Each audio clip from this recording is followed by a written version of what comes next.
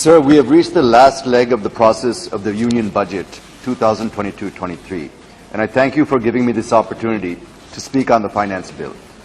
Sir, there's a perceptible change in the global economic scenario since the presentation of the budget due to the Russia-Ukraine armed conflict, and India cannot insulate itself from these developments, and hence we have to relook at the budget proposals, recalibrate our forecasts, and the House won't get a better opportunity than the Finance Bill to discuss these, sir. Sir, before I start making my submissions, I would like to compliment the Honourable Finance Minister and the Honourable Minister of Commerce and Industry and the government for showing outstanding performance and growth in our exports in this financial year.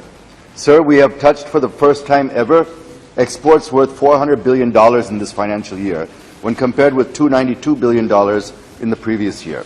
So I take this opportunity to compliment the government for this achievement, sir. In view of the paucity of time, let me start with the issues related to my state, sir.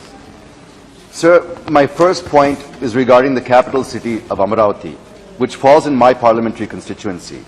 Nobody can dispute that it is the prerogative of the Assembly to make laws, but at the same time, it is not just the Assembly, but not even the Parliament cannot make laws which violate the Constitution, sir, because the Constitution is supreme and not the legislature.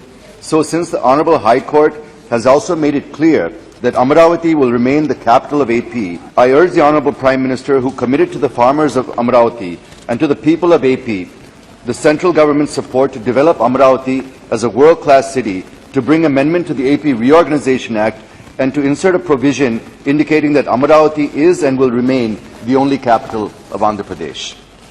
The next point, that I am greatly disappointed that the Honourable Finance Minister has not allocated much for the development of Amaravati, sir. I understand that only a few lakhs have been given by the Ministry of Housing and Urban Affairs Ministry. Sir, it is pertinent to mention here that the High Court of AP has directed the Government of AP to construct and develop Amaravati capital city and the capital region as per the approved master plan, and within 6 months as agreed under the AP CRDA Act. Since the Government of AP's coffers have become empty and it is not in a position to take up any work, I urge you for allotting sufficient funds to restart the development of the new capital, Amaravati, sir.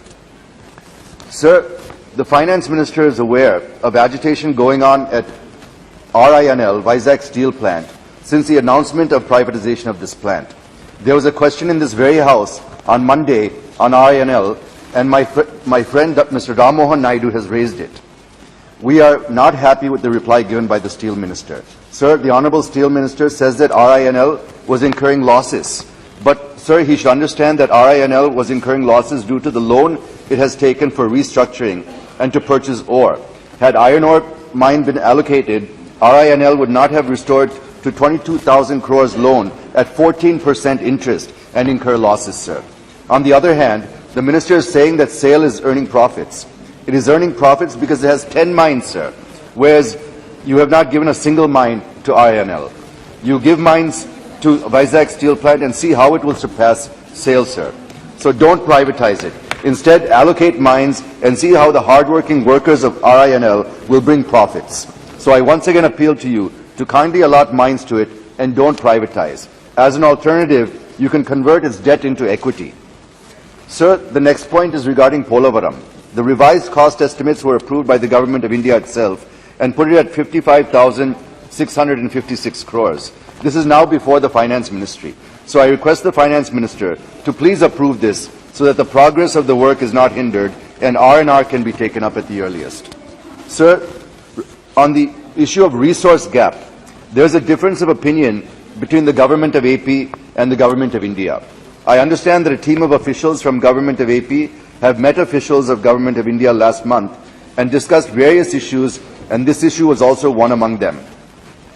The Government of India has given 4,117 crores out of 22,948 crores put forward by the Government of AP, sir. Sir, even if you look at the CAG report, the audit, it approved 16,078 crores as the resource gap.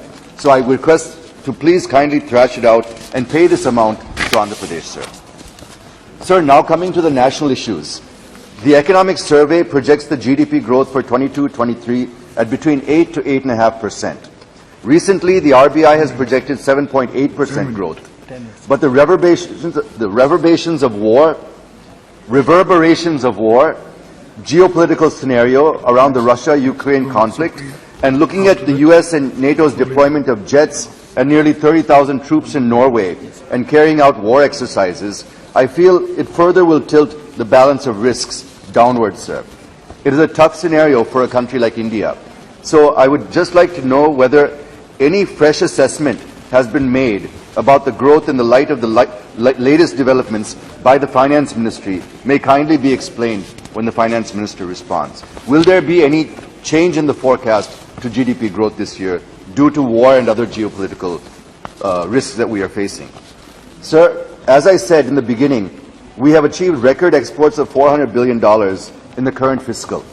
But in spite of this, if you look at the trade deficit, it also shot up to $21.2 billion in February and is expected to go much beyond this month. Sir, also the current account deficit could be around 2.6 or 2.7% of GDP compared to this year's 1.7% and is much higher than the average CAD of 1.1% between 14 and 21.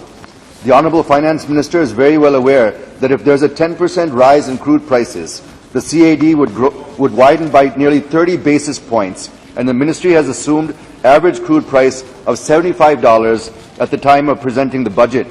But now, if we look at the current price, it's well beyond that. So some calibration needs to be made, even on this account, sir. The next point is about inflation. Sir, inflation is hovering around 6%. The U.S. is seeing nearly 8%, which is the highest that country has seen in more than 40 years. I hope our inflation is manageable.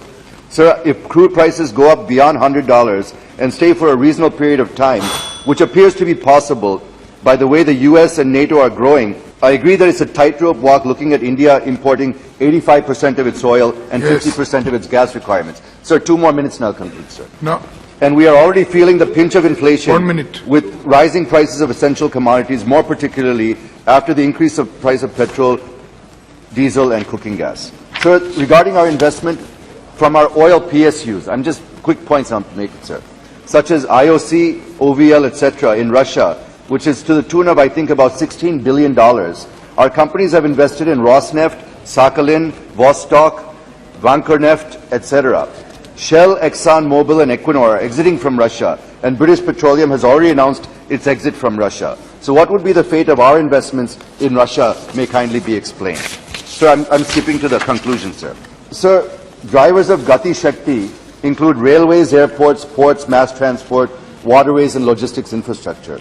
Due to time constraints, I'll just touch on a couple of points, sir.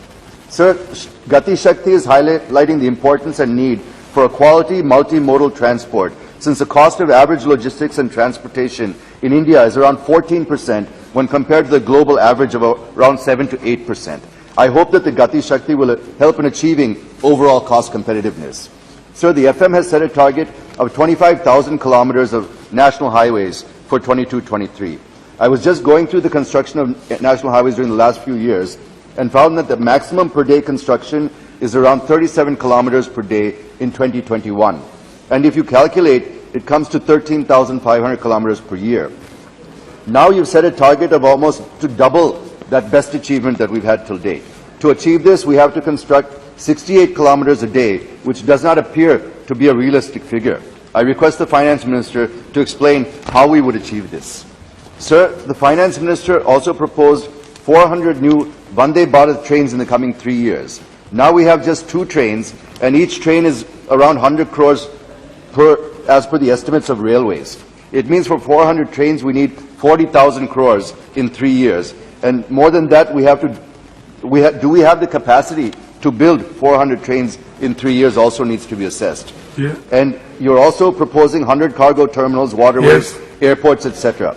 I have given just 3 examples, sir. I have figures for all other drivers, and I only conclude by saying that the targets are too ambitious and not realistic. Let us have realistic, practical, and achievable targets rather than giving a rosy picture like disinvestment and being disappointed at the end of the day.